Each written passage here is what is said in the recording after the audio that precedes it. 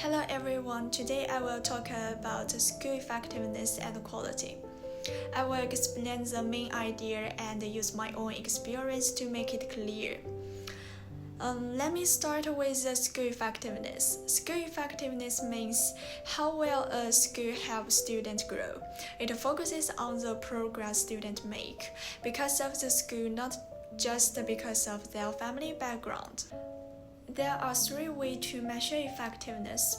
The first is the input and output model.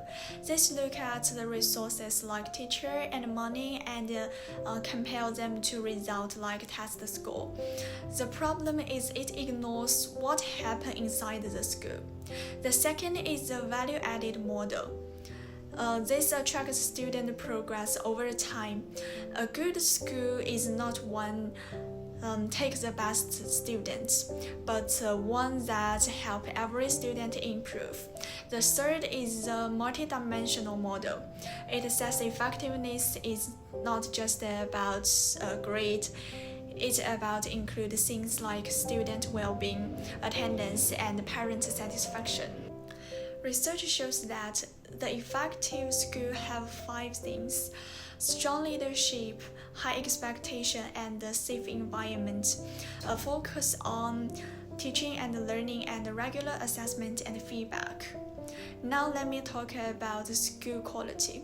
Quality is about whether a school can do things well. Constantly, 2 ideas are important here. The first is total quality management and TQM. This means focusing on what students and parents need. Always trying to improve, involving everyone and using data to make decisions. The second is PDCA cycle: plan, do, check, and act. You make a plan, you do it, you check the results, and then you make improvements. So what is the difference between effectiveness and quality? Effectiveness is about outcomes. It answers how well is the school doing. Quality is about the process. Can the school do this well?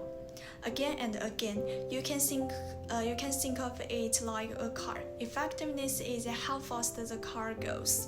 Quality is how the car is built and maintained. You can have a faster car, but if it is poorly made, it will not last.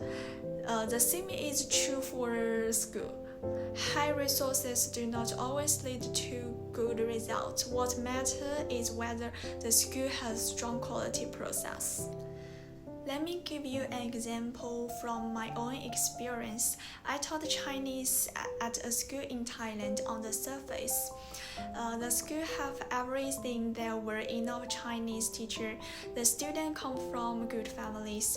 The school supported teaching. But here was the reality.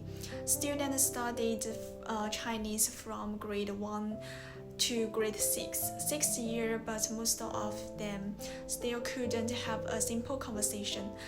They could only say fixed sentence. If you change the question, they didn't know how to answer. What was the problem? It was a lack of systematic quality process. First, the curriculum was not well designed. The hours for listening, speaking, reading, and writing were poorly balanced. Second, there was no connection between grade level. Students learned something in one grade and forget it in the next. Third, the textbooks were mixed from different systems, so some things were repeated and some things were missing. Fourth, there was no system to check student real abilities, so problem went unnoted for years. This case shows us something important. Resources alone are not enough. Without a good curriculum, good textbook, and regular assessment, even the best condition will not lead to real learning. Let me end with a quick summary. School effectiveness asks how much progress do students make. School quality asks how we keep making the progress. Resources are foundation, but the systematics, quality process are what make lasting effectiveness possible. My experience in Thailand taught me that without a strong quality process, even the best resources can guarantee the student true learning. That's all. Thank you for listening.